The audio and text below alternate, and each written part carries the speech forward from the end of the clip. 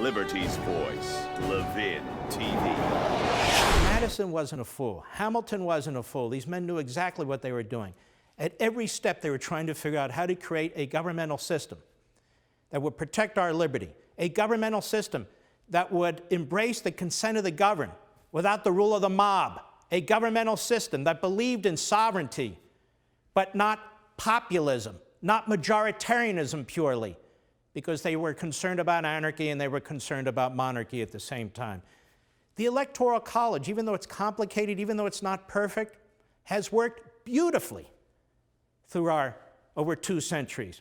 And when it didn't, they went ahead and amended the Constitution with the 12th Amendment to the Constitution, and they adjusted it.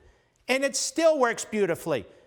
Bush versus Gore is a perfect example of that. While the Democrats may not like the outcome, the system worked. The system worked despite the fact that Al Gore, who lost in Florida legitimately, kept going into court after court after court. The system worked despite the fact that the Florida Supreme Court, controlled by the left, tried to destroy the election rules in the state of Florida and usurp the power of the state legislature. The system worked despite the fact, with good intentions, the U.S. Supreme Court stepped in to stop the Florida Supreme Court, because in the end, Congress was going to decide this thing anyway.